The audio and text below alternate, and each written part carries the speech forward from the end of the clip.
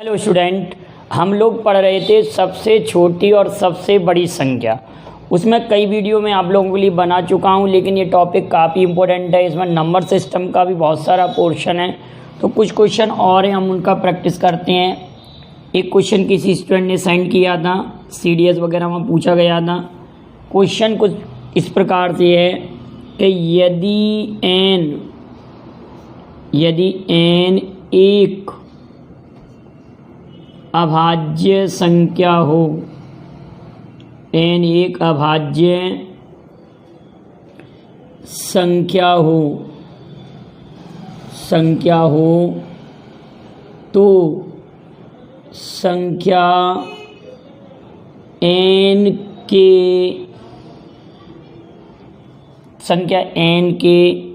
भाजकों का योग क्या होगा। ये क्वेश्चन पूछा गया है। संख्या n के समस्त भाजकों का योग क्या होगा।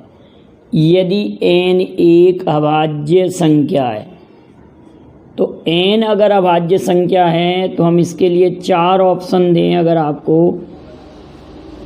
अगर ये पिछली वीडियो में हो चुका है तो भी आप रिपीट कर सकते हैं।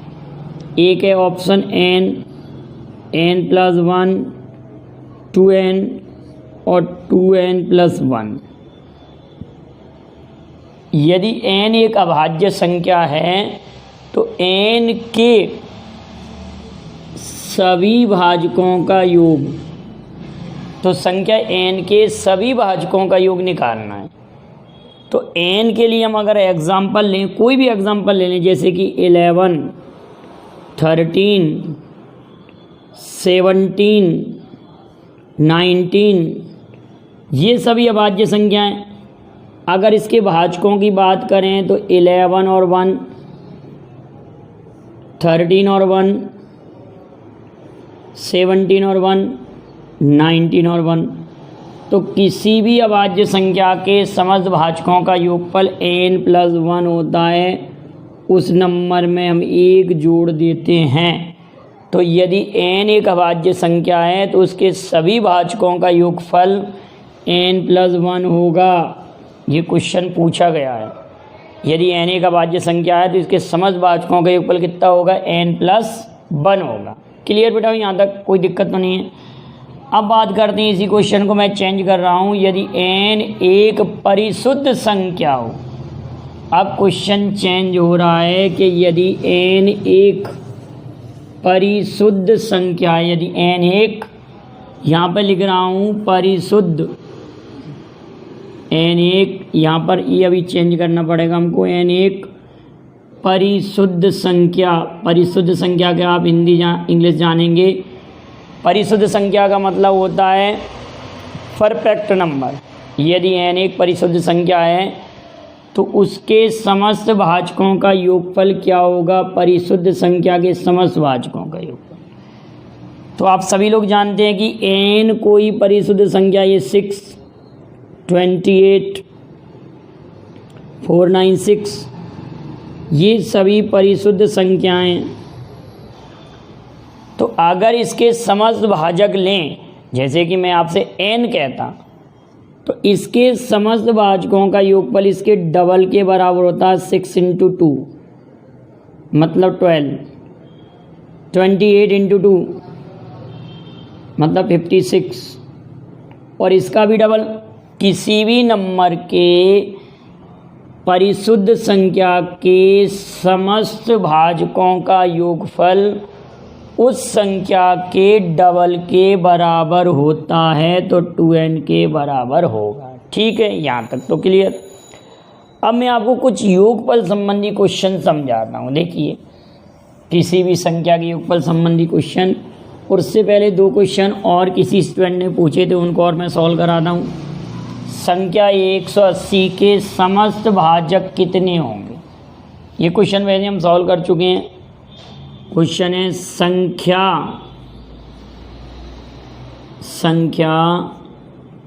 180 के कुल भाजक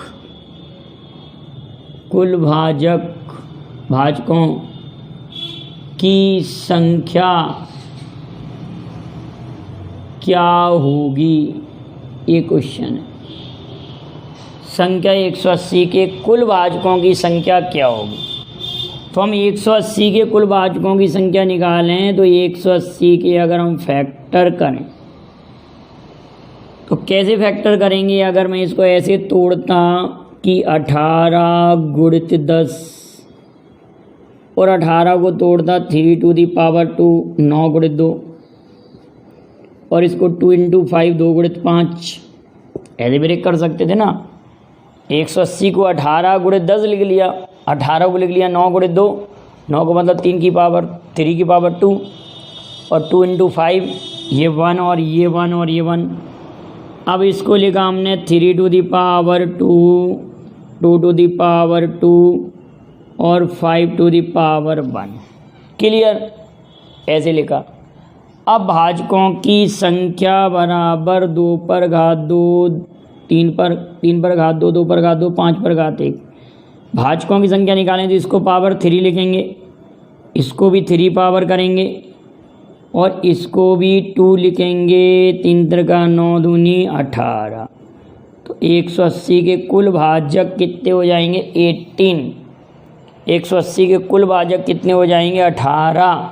हमने देखा, हमने 18 गुणित 10 इसको ब्रेक किया, 10 को 2 गुणित 5 5 दूनी 10 और 9 दूनी 18 3 की घात 2 गुणित 2 और इसको 2 की घात 1 2 की घात 2 की घात 2। अब इसको टोटल भाजकों की संख्या निकालने के लिए कि घात बढ़ा देते हैं। कुल भाजक बराबर कुल भाजक की संख्या क्लियर हुई। अब हमारे पास अगला प्रश्न आता है कि संख्या 15 से लेकर 85 तक 7 से विभक्त कुल कितनी संख्या होंगी। क्वेश्चन है संख्या 15 से 85 तक 7 से विभक्त कुल कितनी संख्या होंगी, ये क्वेश्चन है। संख्या 15 से लेकर 85 तक 7 से विभक्त कुल कितनी संख्या होंगी, ये क्वेश्चन पूछा गया। 15 से 85 तक 7 से विभक्त कितनी संख्या होंगी का क्वेश्चन काफ़ी अच्छा है। आप थोड़ा प्रयास करेंगे, देखिए कैसे करेंगे।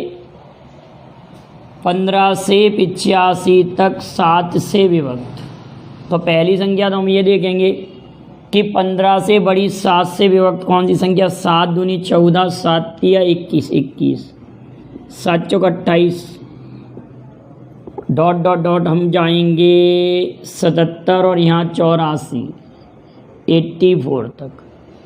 अगर हम सभी संख्या लिखें डायरेक्ट भी काउंट कर सकते हैं। कैसे काउंट कर सकते हैं कि हम 21 7 ही 7 चौक 28 7 पंजे 35 7 छिंके 42 7 7 49 7 8 56 7 नाम 63 7 9 70 77 और 84।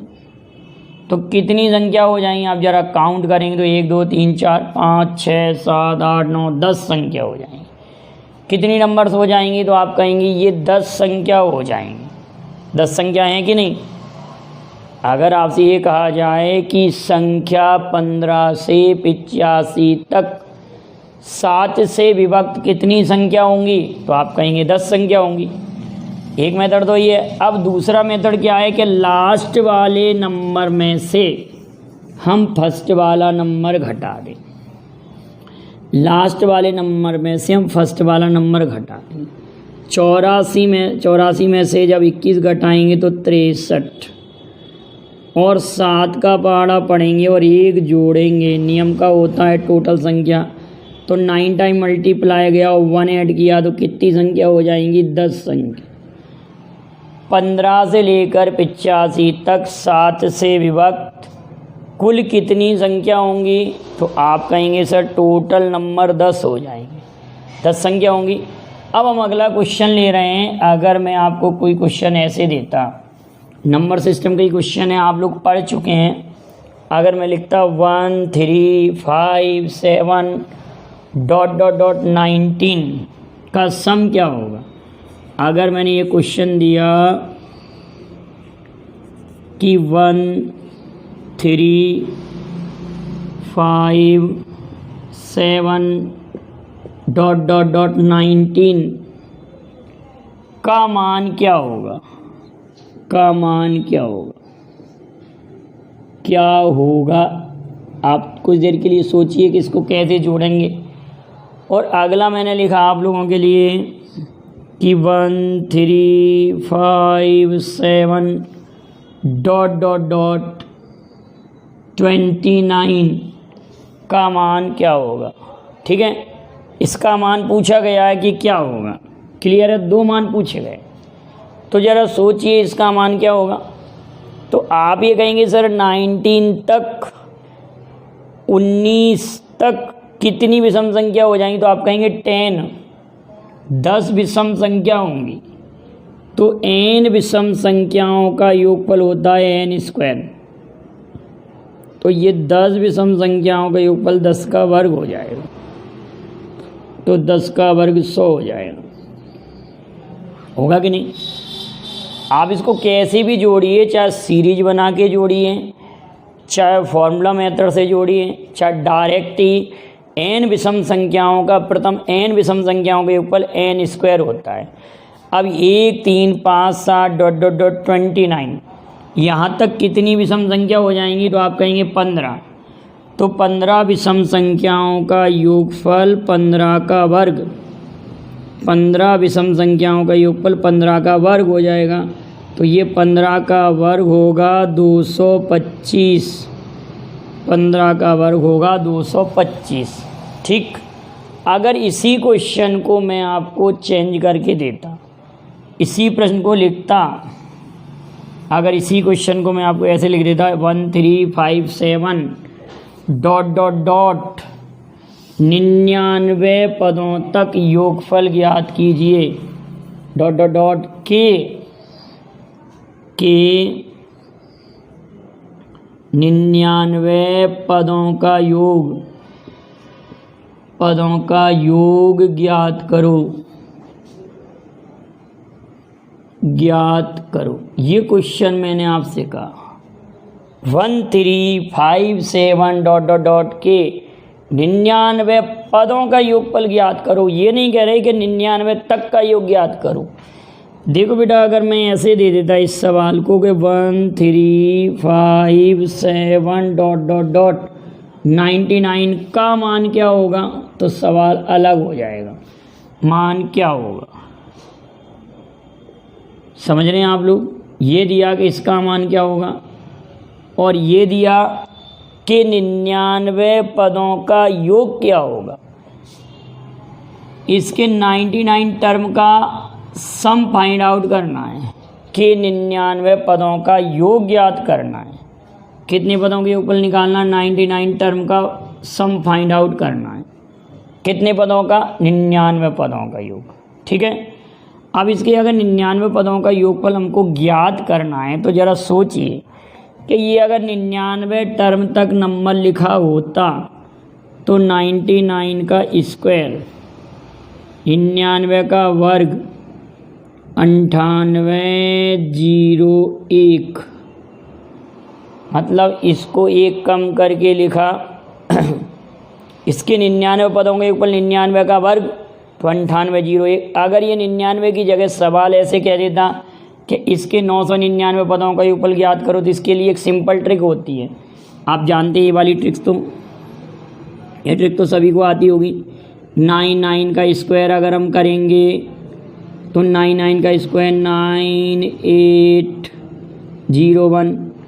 999 का स्क्वायर इसको करेंगे तो 998001। फिर मैंने कहा आप 99999 का स्क्वायर करेंगे तो इसका जब स्क्वायर करेंगे तो 99980001 ये आंसर आएगा। क्लियर है। अगर यही क्वेश्चन मैं फिर बदल देता, आप इसका स्क्रीनशॉट ले लें, इतने का स्क्रीनशॉट ले लें, जिससे आपको याद रहेगा कि 99 का वर्ग कैसे करते हैं, 999 का वर्ग कैसे करते हैं, 4 बार 9 आता है तो इसका स्क्वायर कैसे करते हैं। क्लियर है कि नहीं, बात क्लियर हो रही है। अगर यही सवाल मैं यहाँ चेंज कर देता कि यहाँ पर कर देता कि 111 इसके 111 पदों का योगफल निकाल, 111 पदों तक नहीं कह रहे, 111 पदों का योगफल ज्ञात करो कि 111 पदों का योगफल निकालो। इसके 111 पदों का योगफल निकालना है तो 111 का वर्ग करेंगे ना, कि n विषम संख्या है तो इसके 111 पदों का वर्ग, तो आप कहेंगे 1 2 3 2 1, क्योंकि इसमें ये 1 1 1 3 बार लिखा हुआ है।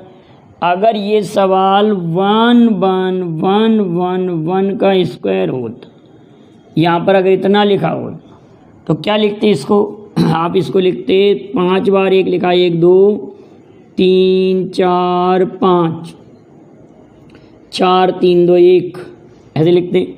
फिर ये अगर 4 बार लिखा होता 1 तो इसका लिखते 1 2 3 4 3 2 1। क्लियर है, ये ट्रिक पर भी समझ में आ गया।